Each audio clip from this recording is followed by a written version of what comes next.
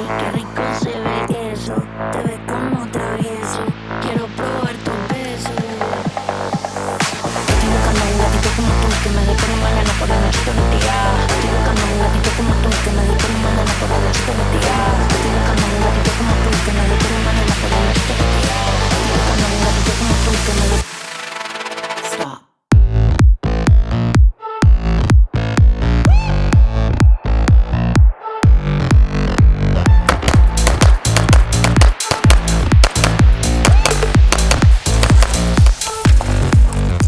What is up, y'all? We are back doing a training video.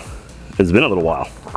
I've been trying to focus a little more on the training and not so much the recording lately, but had made a video with Pat and Mitch, which was super fun. I think I'll be making more videos with them. We all kind of want to go shoot these Gibson guns at distance and see what we can hit at like 100, 200 yards or whatever. I've heard rumors of Pat being an extremely proficient distance shooter with a pistol.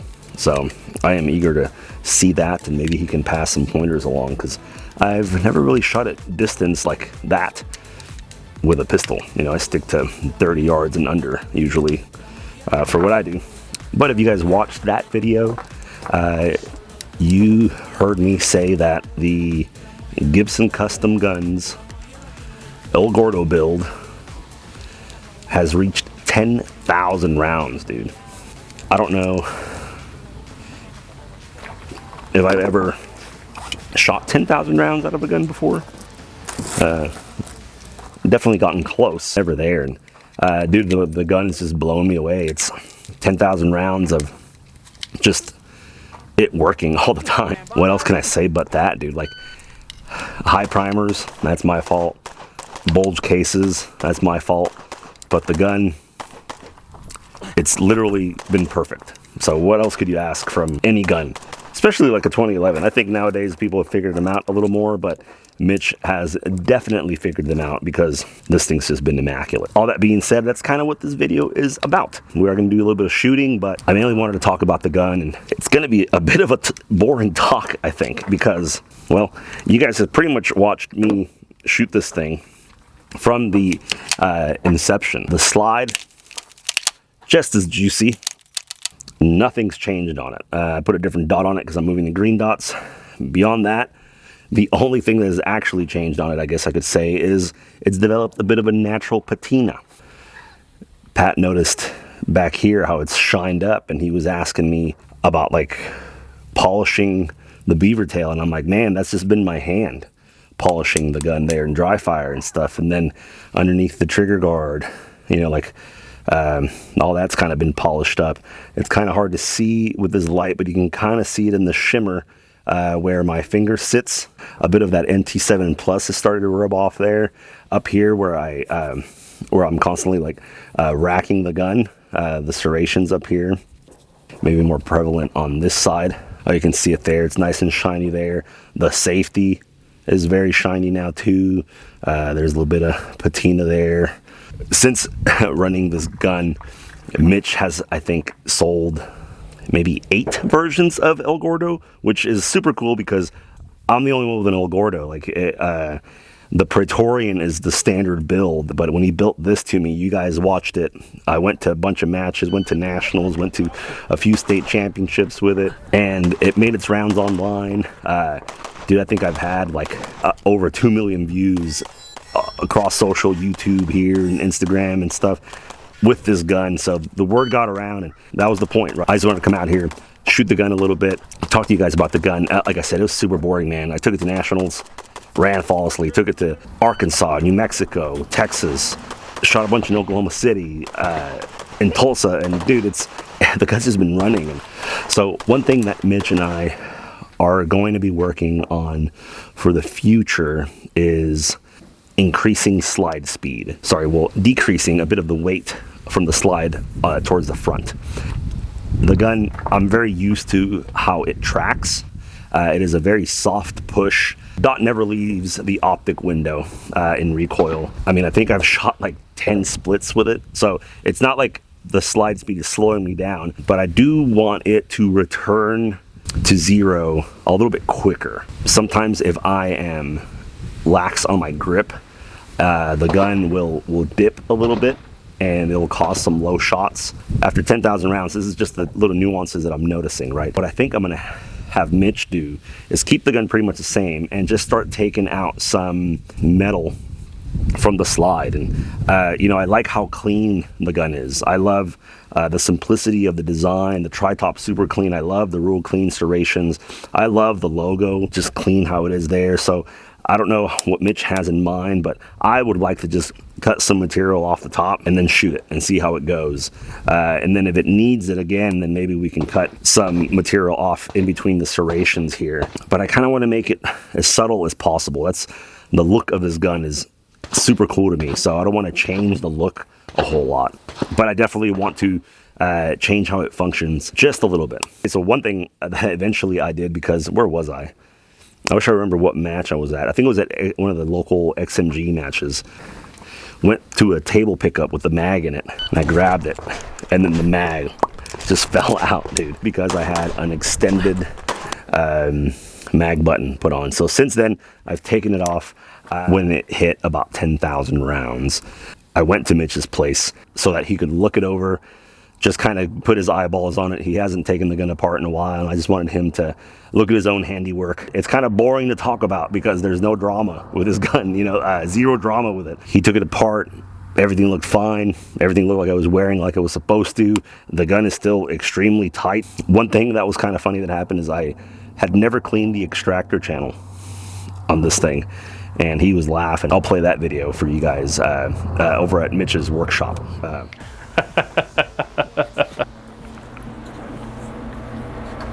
It should be kind of clean. I cleaned it right before the shooting we did this weekend. I wouldn't say I hate cleaning guns, but if I don't need to, I don't do it. So in terms of wear pattern, would be kind of like what the barrel hood looks like, what the lugs look like. So the lugs, front lug is a little shinier, and it's a little shinier there. Those are kind of the spots where your barrel rubs against the inside of the slide when it's locking and unlocking. The second lug is actually an emergency function. So back in the day when the 1911 was invented, the idea was that if the front lug sheared off, then the secondary lug would keep the gun running. You can see here this wear pattern. So I fit these bull barrels like a cone fit barrel, and so that's why that wear pattern is there. That's actually from lockup at the muzzle. So this barrel is locking up tight along the circumference inside the muzzle, and then lower lugs. And lower lugs look great. Link, something that we were talking about earlier, looks great. Barrel hood looks good. At the bottom of the slide rails, you can kind of see there's a wear pattern here and here right on the inside. That is the bearing surface. So it looks just like it should. On a 1911 and a modern gun, you've got actually a raised area right on the frame, and that is your bearing surface for the slide. It doesn't actually slide across this whole area. And on these full dust cover guns with the full dust cover slide, you'll have some contact as it moves back and forth because of the weight of it. You know, even though this gun's got 1/1000 of an inch tolerance across this whole entire bearing travel here, that's going to be enough room for the weight here to kind of have it drag slightly while it's in motion sometimes while you're shooting. Okay. You'll see that on any 2011 that's like this. A little bit of dust cover wear. But I mean, it looks fantastic. Like the side to side, up and down. You know, there's still no play. No play. Yeah. Around. You can't hear anything. No, there's no barrel in here or guide rod. You know what I mean? So it would just be whatever sound, you know. I guess if it's forward of the bearing surfaces, it can do it, but it's good. So one thing, I've never cleaned the extractor tunnel. Oh, really? Oh, yeah. Let's get this on video. I'm gonna need this many Q-tips. I Hilarious. think maybe you cleaned it one time. Yeah. When you were adjusting it. Yeah. Early on. Oh, I had to remachine it after it got coated. That's crazy, really? Yeah, dude. Damn. Oh, it's so gross. There's a hook in there somewhere. That's my extractor. What brand extractor is that? EGW or a Nighthawk, I don't remember which one. Okay. Yeah.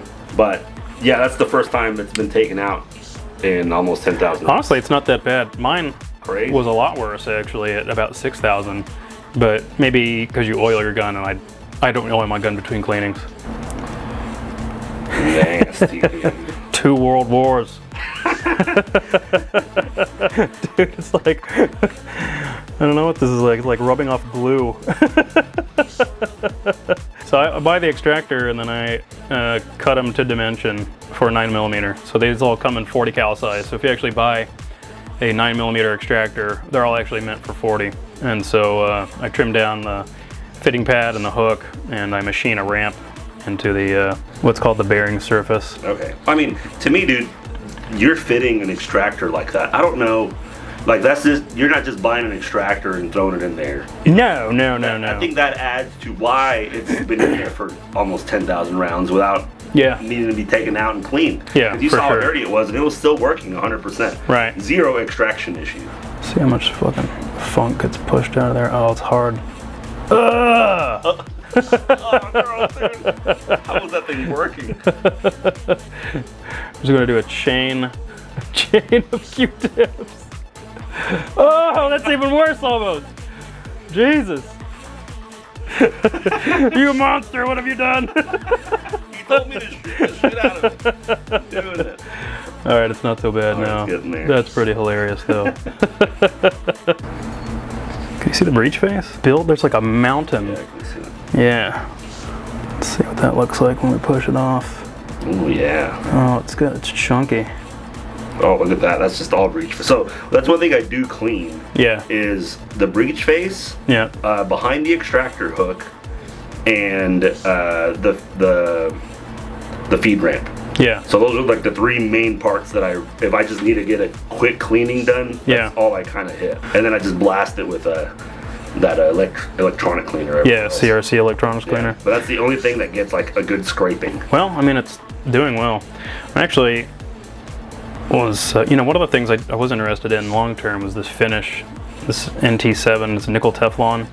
Yeah. And you can see on it where there's shiny spots where you're. I think what's happening is that your hand is wearing off Teflon in spots, and then where it's shiny, like on your. Like that shined up a lot. Beaver tail, I think that's just the raw nickel left behind, and there's not any Teflon, at least on the top surface. There's probably some kind of a matrix, right? Yeah. Because it's some kind of a proprietary mixture, but like it looks good here, and maybe where it's shinier is probably pure nickel left over, and then where it's more dull has got nickel and Teflon on the surface of the matrix.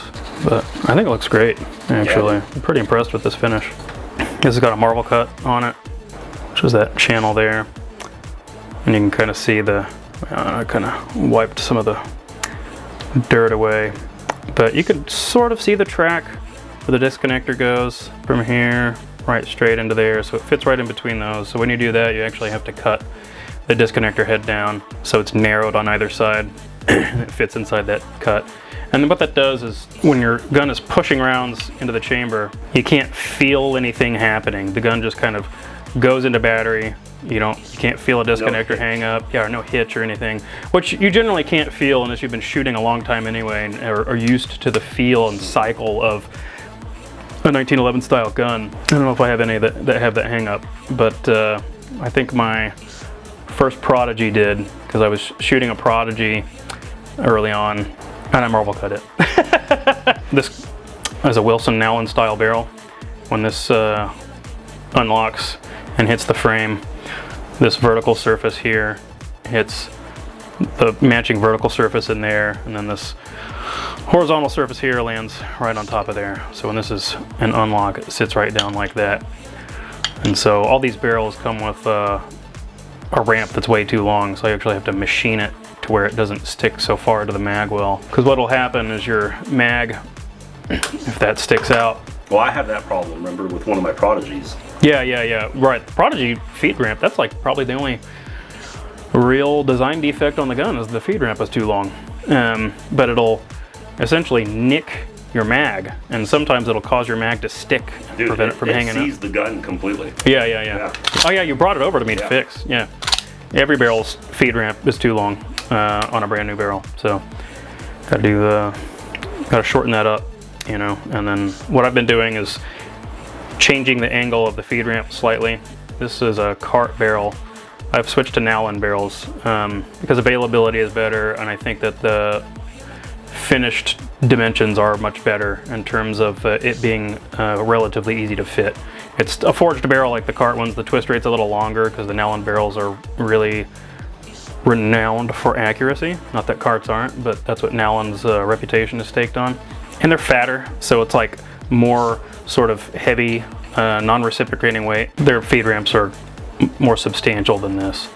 But I've been actually deepening the angle so that there's kind of a more of an incline toward the barrel slightly, like increasing it by about a half a degree to a degree. It doesn't sound like a whole lot, but anything that helps your gun run flawlessly is worth doing. Bob Marble came up with something called the Marble model a long time ago, that he takes a regular 1911 barrel and threads it and then spins on a cone that he tapers to fit the inside of the slide, and then it's flush with the muzzle. I'm sure it's cut flush or whatever, but for me, I just thought, why don't I just, you know, the bull barrel is already oversized there. Why don't I just make it a cone fit of a bull barrel?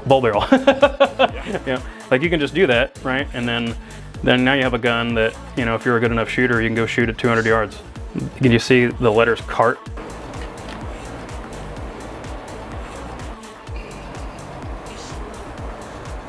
The slide and frame and barrel, and these are all forged. This is probably just a harder piece of material, but it's definitely probably inside the slide, kind of jostling around as the guns can unlock and under recoil and all that stuff. Pretty crazy. Wow. I've never seen that before. That's pretty wild, cool, actually, that it's actually embossing the slide. Yeah.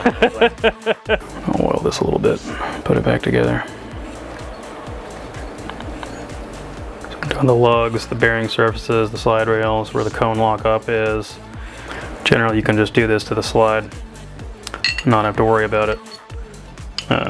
Because you've got mating surfaces on the frame, it'll just come off the slide and onto the frame. I usually do the disconnector rail. So we'll get down on the disconnector. Pretty dirty. This ramp I've been machining into the guide rods has been pretty nice for putting barrels in and out of guns. From the inherently designed ramp on the guide rod itself, there's like a little bit of a taper, and then the flange is flat. I'm just continuing that at the same angle that the barrel legs are at, which is about 25 degrees. It's like an alignment mechanism, you know what I mean? So that the guide rod stays in the same alignment with the barrel locking lugs, or legs if you want to call them, versus having some ability to rotate around. It still looks really good. It does. I think it looks even better now with the patina on it. Yeah, I think you're right. I think you're right. It almost looks like it's purposeful. Yeah. It's good. I can't believe how good that logo looks. Oh, dude, looks so good. It does. Super smooth. The return to zero was really good too. And maybe it's just me not gripping it. I've been shooting plastic grip guns. I'm hanging onto the gun the way I'm supposed to, you know what I mean? Which probably just makes this shoot that much better. It's a remarkable gun, really, really good. 10,000 rounds in, dude. I love this thing. I want more 2011s. I want more Gibson Custom Guns in my hands. He's getting them out into the world, so I want to see y'all shoot them. It'll be cool to see more Gibson Custom Guns shooters out there running the shit out of these guns. We are going to do a little bit of practice while we're here. I got a little bit of a setup down there. If you guys remember before, I used to start practice and end it with a dot drill. Great drill. Teaches you to draw fast to a small spot, start pulling the trigger as soon as you see it, and it teaches you dot return, right? And then a good trigger press. I still do that drill here and there. I believe at 7 yards trying to clean it at 7, but I've kind of moved on to trying a different warm-up. And if this is the only thing I get to do at a practice, I'm good with it. So the two drills that I do now when I start a practice is a one-shot return on a head shot. I got a little paster on the head shot, one-shot return. Do that for a mag or so, maybe 2, depending how I'm feeling. Because I'm always, it's just the grip confirmation, right? You're cementing the way your grip feels so that the dot is returning to the same spot every time. and you're keeping the grip engaged, you're keeping your vision engaged, you're getting a good trigger press at speed, because I do the drill also doubling as a trigger control at speed drill. So I'm getting a lot out of that. So I'll do 20, 40 rounds like that. And then I move on to do a sight confirmation drill, working on confirmation 1, 2, and 3. You guys have watched me do this drill on the channel before, but we're going to work on that right now. We've got a target set up here. We're going to step back at about 5 yards. I've been away for 3 days in Amarillo, Texas, working. So I'm back here on a Sunday, just getting in a little bit of work before we go down to Texas and take on that match. I'm going to finish loading some mags, finish setting up the target, and see you guys downrange.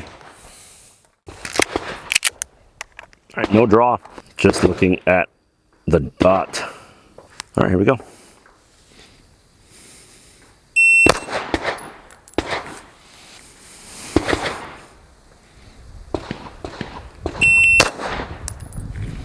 All right, that returned perfectly. Do it again.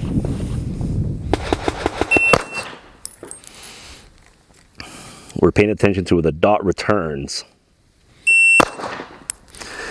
It is going up to the left a tiny bit, to kind of the top of the window, and then settling right back down.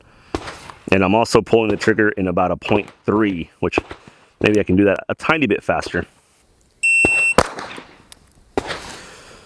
I didn't like that. The dot ended up on the right side a little bit. Right back to where we started. All right, these are all good reps here for y'all. You can see the head box there has got some hits on it. It's how I've been starting practice. Now we're gonna work on sight confirmation. So confirmation 1 here in the center. I am not really worried about the draw, mainly about the grip and doing doubles until the mag's empty. Trying to keep splits under 20.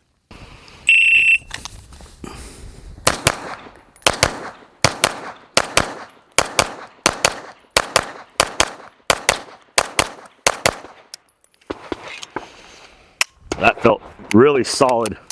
I pulled one a bit low, but the rest are pretty much a fist-sized group, and I think I was shooting 16, 19, 19, 19, 19, 20. So 20 and under. I could probably shoot this a little faster, but I'm trying to slow down because I don't need to shoot 15, 13 splits on this stuff. 20 and under will help me get more points. That's looking good. Let's do confirmation 2. I think would be more of a 10 to 15 yard shot, where maybe even like an 18-yard shot, where the dot is not as violently moving, but it doesn't stop. It's still moving all the time.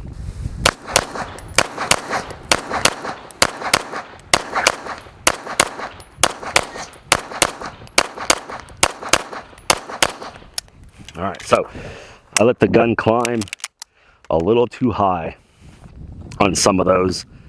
On one of those, really. I saw it up here and I pulled it before I let the dot come down just a little bit. But there, smaller than the other group. I want to keep this from 20 to 30 on the split times. 30, 32, 31, 34, 32. I can shoot confirmation 2 a tiny bit faster. Confirmation 3, a completely still dot, 30 to 50 splits.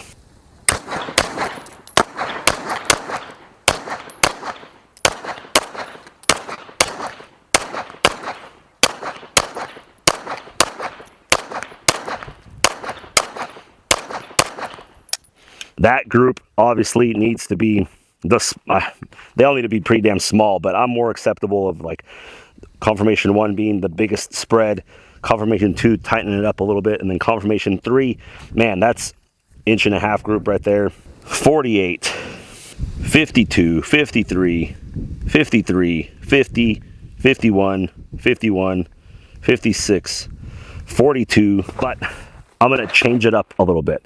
What I'm going to do is, instead of having the simulated distances essentially with the one target, I'm going to do a version of accelerator drill but I'm going to do the same thing that I'm doing on this single target. So the first target will be confirmation 1, confirmation 2, confirmation 3 at 25 yards or so. And we're going to be working on doubles and doing the exact same thing we were doing here, but at actual distances. So I'm going to set that up real quick, load some mags, and then come right back. Times here at this first one, under 20. I'm going to go from a draw just to get a draw in. But then it'll just be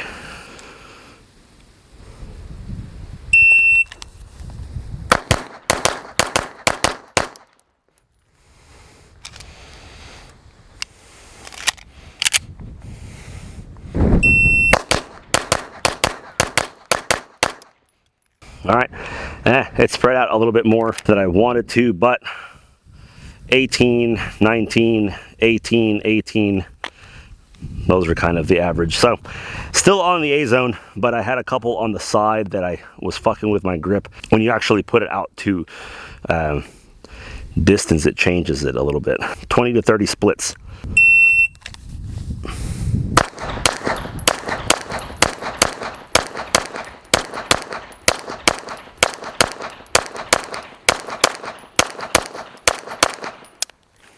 I was getting a little conservative.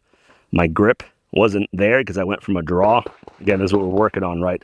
I want to get that grip that I can get whenever I really think about it from the draw. They look to be all in the A zone, but they were, I want to do 20 to 30 splits. So, man, I could probably do 23 to 35 splits at that and be okay, right? And my best split was a 35. So not all how I wanted them to, but that's what we're working on. 25 yards now.